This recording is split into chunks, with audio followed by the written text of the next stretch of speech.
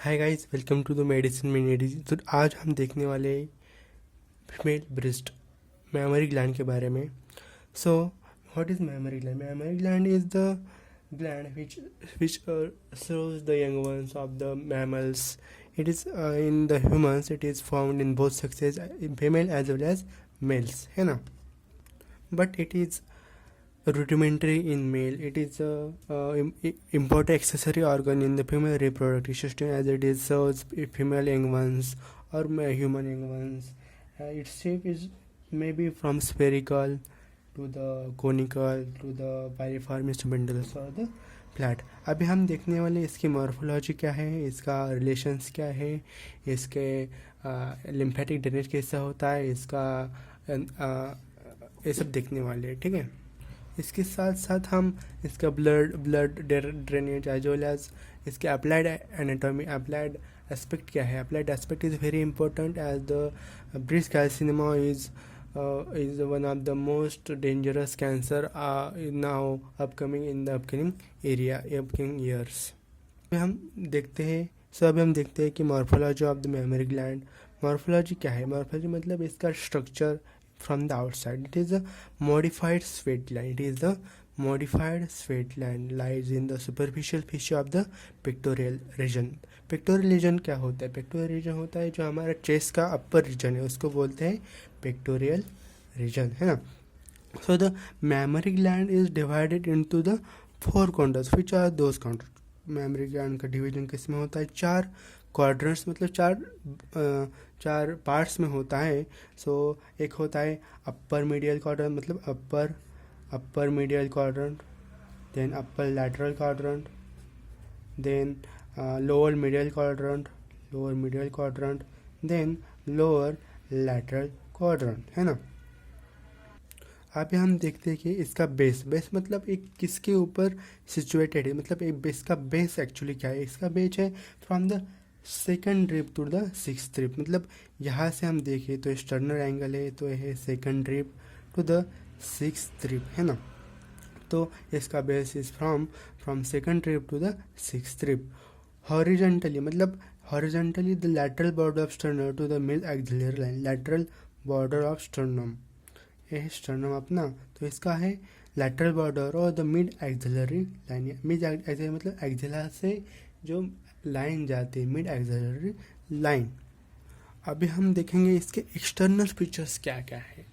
External features में क्या क्या आता है? इसका स्किन में क्या क्या होता है? स्किन में होता है एक निपल और एरियोला। निपल क्या चीज़ है? Nipple is a blackish dark coloured projection from the mammary gland or the breast coming outside. It is present in the fourth intercostal space, pierced by 10 to 15 lactiferous ducts.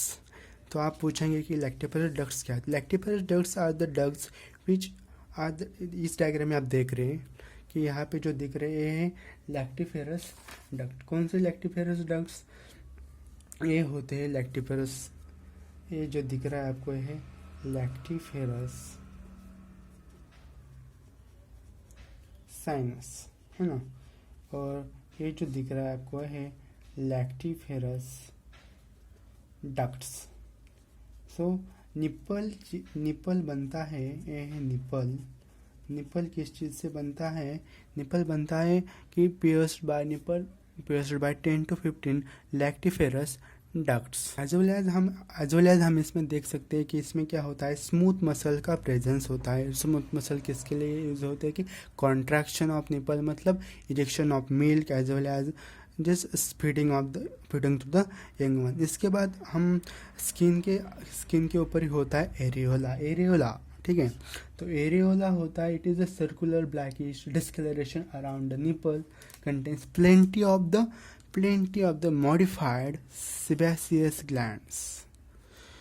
So plenty of the modified sebaceous gland होते हैं, किसमें होते हैं? Areola होता है।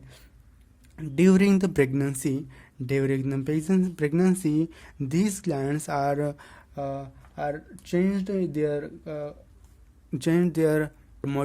modified into the tubercles of Montgomery, which The modified sebaceous glands of the areola are modified into the tubercles of the Montgomery. इसके बाद हम देखते हैं कि एक्सटर्नल फीचर में और एक आता है, वो है पैरेन कायमा। पैरेन कायमा में क्या क्या होता है? पैरेन कायमा में होता है glandular part, fibrostroma and fatty stroma. Glandular part में आता है आपका alveoli just present in the female breast, then the lactiferous duct, हमें यहाँ पे lactiferous duct, then dilated part of the lactiferous duct, that is lactiferous sinus। ये किस में होता है? ग्लैंडुलर पार्ट में। तो उसके बाद होता है fibrostroma. Fibrostroma it consist of a fibrous septa which extends from the skin to the deep fascia and divides into 10 to 15 lobes by ligament of Cooper। so fibrostroma divide करता है lobes को by the ligaments of Cooper। so ligaments of Cooper क्या करते हैं कि अपने breast को एक स्टेबिलिटी देते हैं। सो नेक्स्ट पार्ट है fatty stroma. Fatty stroma is lies between the septum and the glandular part. Phytostroma lies between the septum and the glandular part।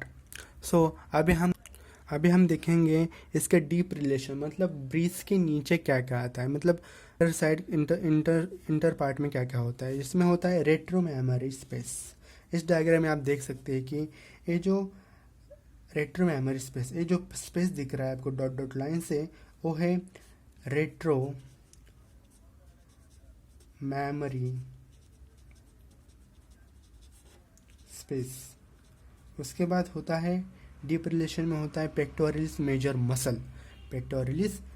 Muscle, जिसके ऊपर ब्रीस का मोस्ट ऑफ द पार्ट क्या होता है? अटैच होता है, उसके ऊपर रहता है। वो मसल है कौन सी है?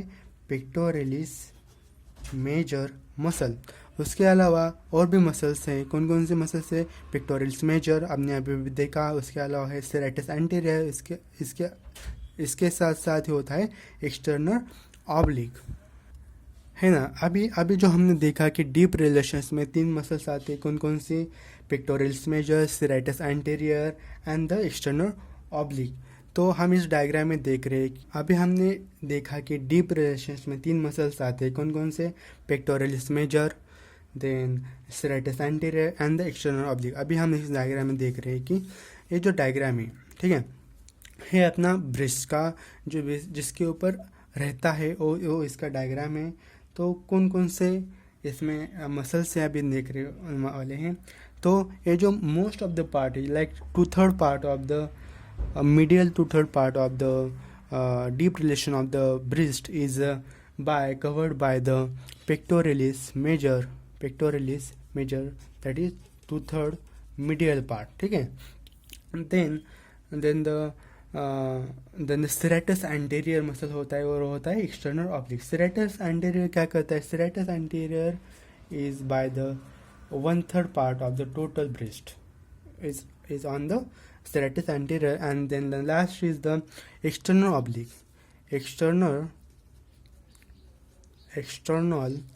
oblique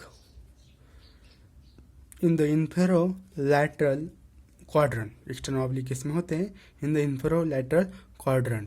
और ये जो आपको नर्व दिख रही है ना येलो कलर में, वो उसका नाम है नर्व टू serratus एंटीरियर। इसका नाम है नर्व टू सेरेटस। अभी आप पूछेंगे कि ये चीज़ क्या है। ये चीज़ हमने पिछले डायग्राम में भी देखी थी। कौन सी डायग्राम? इस डायग्राम में भी देखी थी कि ये चीज़ क्या है ना। तो ये है the small extension in the upper lateral quadrant called axillary tail of Spence.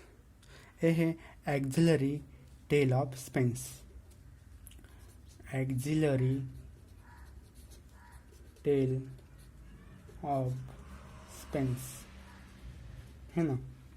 और is pass through the opening in the deep fascia and lies in the axilla। actually it is lies in the axilla. तो किस में होता है axilla, मतलब हमारे जो बाजू के साइड है, मतलब लैटरल साइड में होता है एक्जिला। तो it is lies in the axilla. The opening, through opening called edge, और the name of the opening is foramen of Langer. इस फोरामन, इस ओपनिंग को क्या बोलते हैं हम? फोरामन, फोरामन ऑफ लैंगर, है ना। सो अभी हमने देखा कि उसका एक्सटर्नल फीचर्स क्या है, डीप रिलेशंस क्या क्या है, फिर उसके स्ट्रक्चर देखे, निपल देखा, एरियोला देखा। अब हम देखते हैं इसका blood supply of the breast.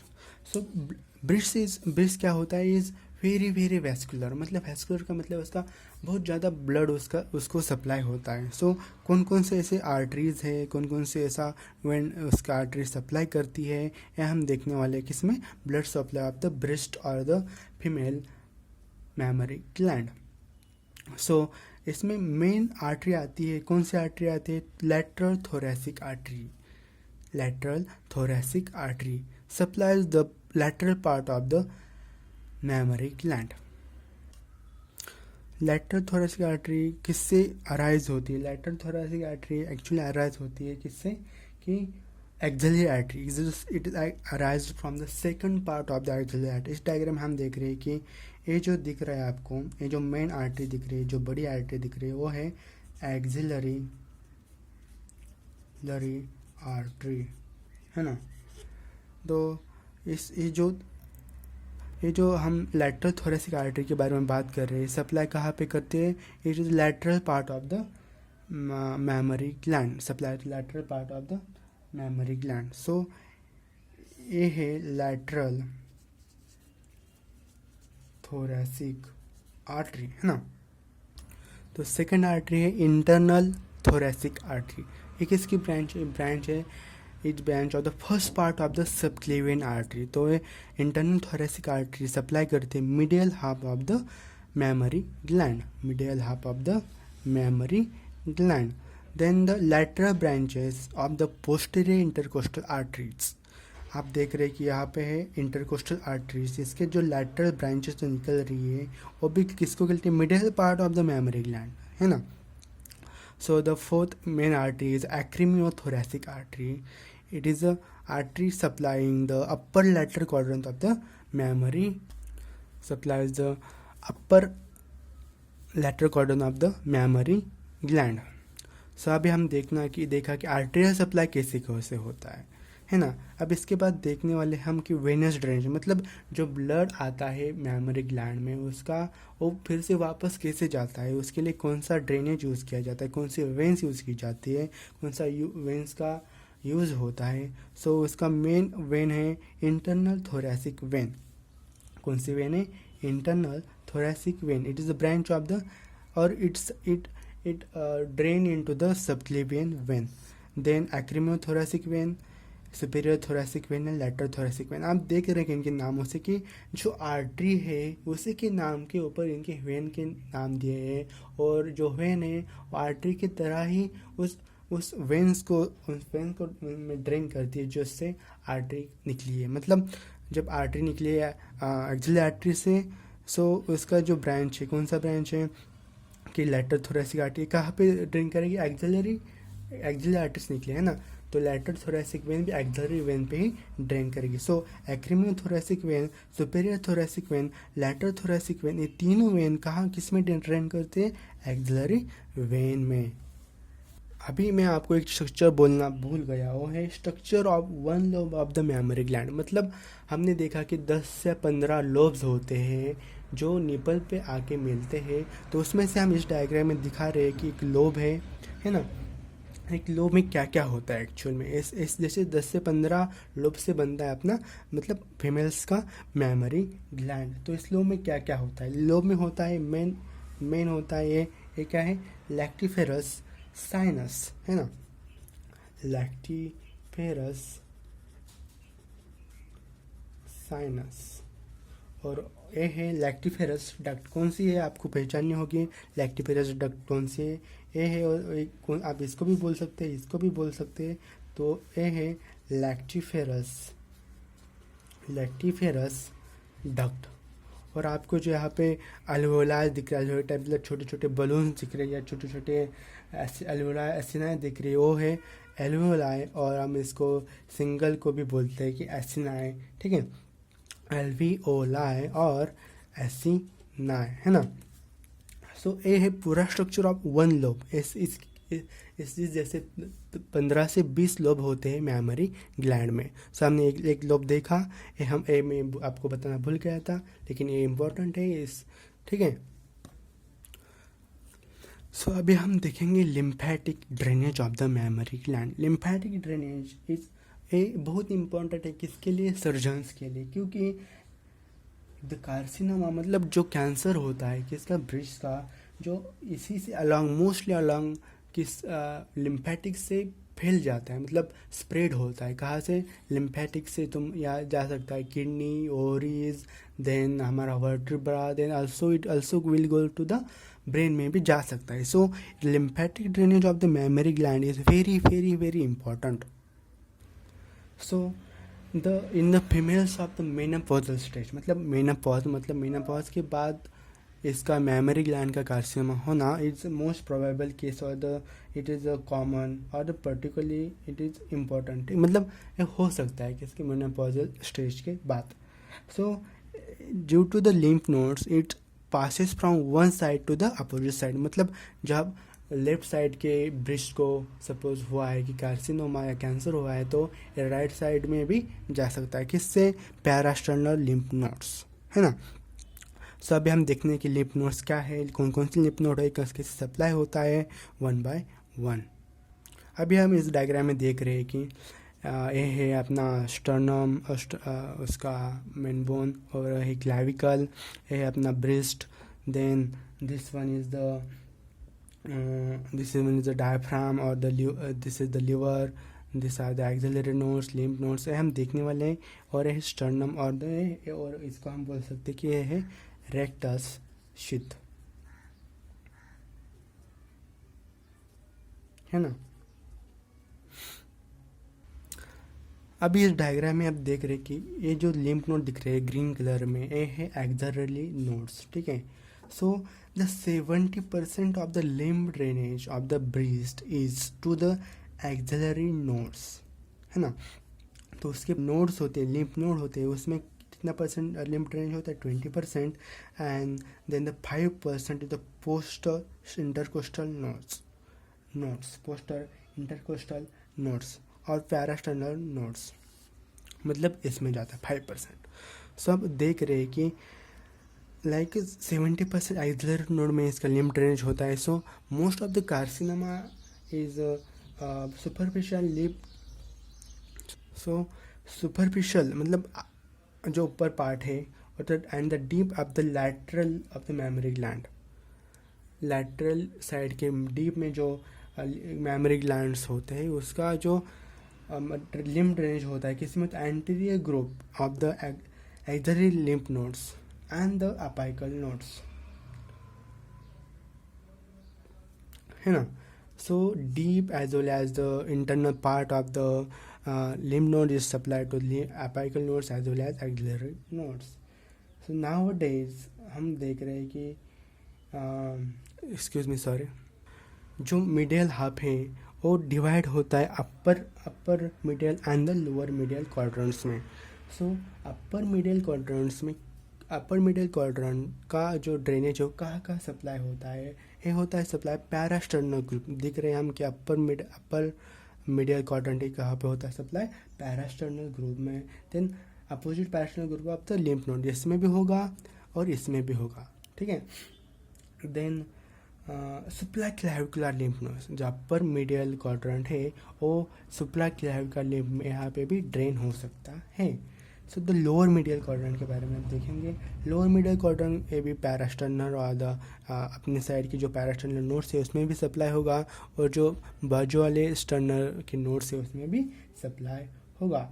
As well as ये जो लोअर मीडियल के जो लिम्फ नोड्स है, लिम्फ होता है वो कहाँ पे जा सकता है? वो जा सकता है इनटू द सुपेरोटोनियल लिम्फ प्लेक्सस, ये है सुपेरोटोनियल लिम्फ प्लेक्सस, इसका बहुत बड़ा इम्पोर्टेंस है, क्योंकि जो सुपेरोटर्नियल लिम्ब प्लेक्सस है, ये इसका जो लिम्ब नोड कनेक्शन होता है वो कनेक्शन होता है हिपैटिक नोड से, है ना। सो टर्नल लिम्फ नोड्स और rectus sheath drains into the super rectus sheath के लिम्फ में जाता है, फिर ये जा सकता है हमारे लिवर मतलब हिपैटिक नोड्स पे and then into the ovary. So इसका लिम्फ नोड का जो ड्रेनेज है वो ओवरी में भी जा सकता है और द हिपैटिक लिवर में भी जा सकता है। तो इसका अर्थ क्या है, इसका मतलब क्या है, इसका मतलब मैं आपको अभी समझाने वाला हूँ। सो आप देख रहे हैं कि सपोज यहाँ पे कार्सिनोमा हुआ है, किसके अपर मीडियल क्वाड्रेंट में कार्सिनोमा हुआ। तो अपर मीडियल क्वाड्रेंट में कार्सिनोमा हुआ तो इसका ड्रेनेज कहाँ क्या होता है, पैरास्टर्नम में भी होता है और खुद के स्टर्नम मतलब अपोजिट साइड में भी होगा और अपने साइड में। सो सपोज यहाँ का मैलिग्नेंसी फॉर्म हुई कोई, तो है ना, तो जाएगा यहाँ की जो दूसरी ब्रेस्ट है तो वहाँ पे भी कार्सिनोमा कर सकता है। और इसके अलावा सपोज लोअर मिडिल क्वाड्रेंट में आपको सपोज कार्सिनोमा हुआ तो ये जा सकता है कहाँ पे, इन द रेक्टस शीथ के नोड्स पे, है ना।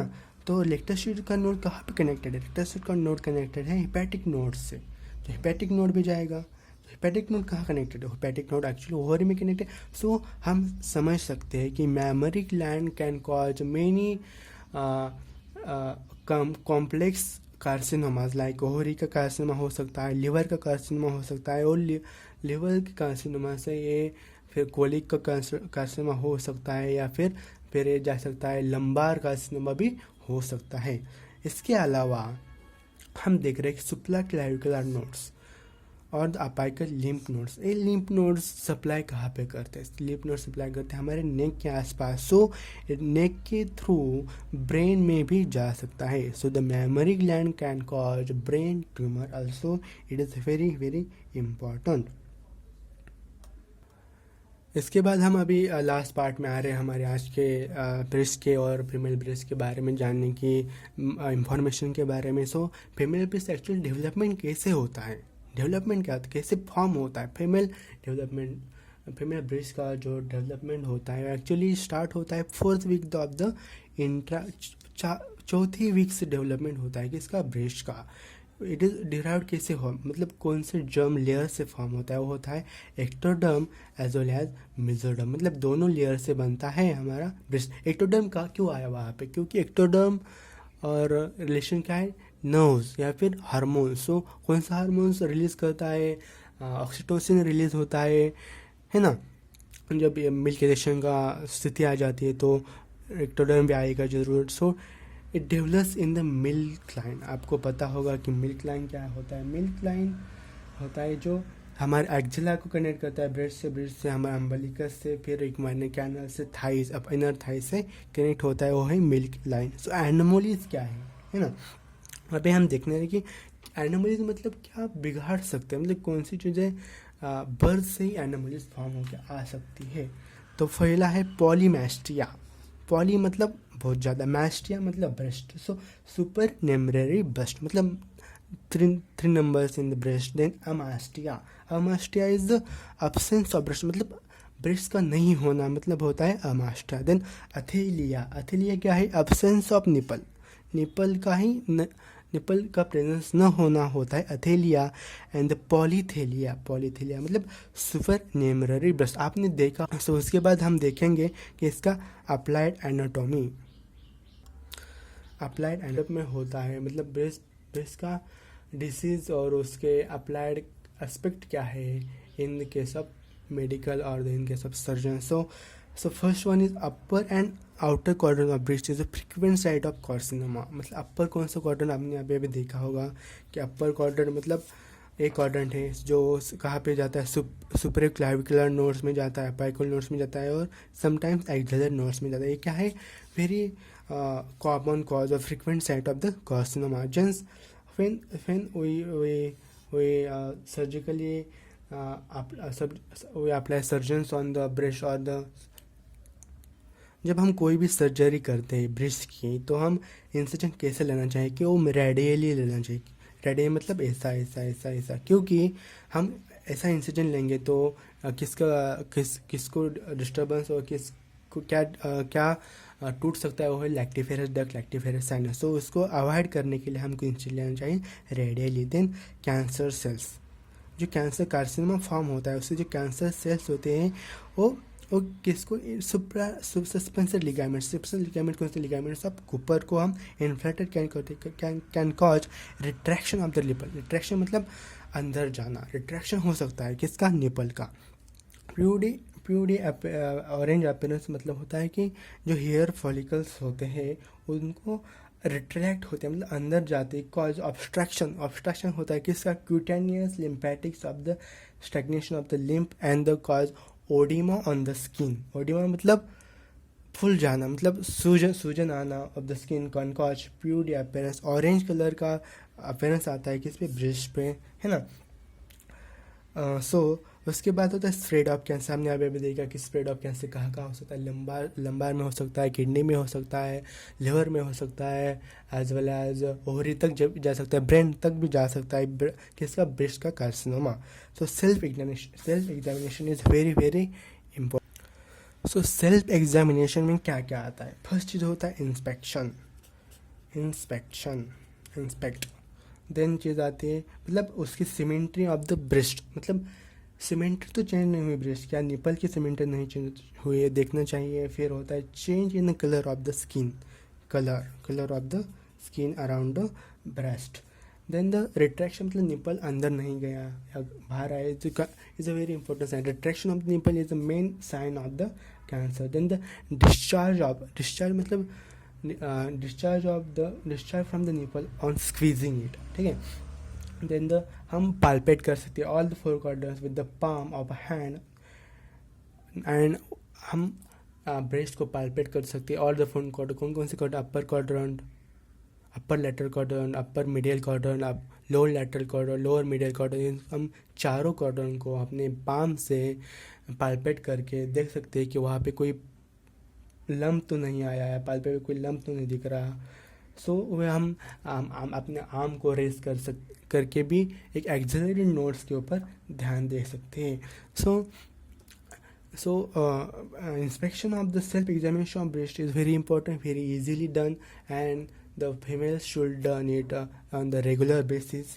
So because हमको जब कार्सिनोमा जब पहले स्टेज में पहचाने आना चाहिए तो self examination is very very important. So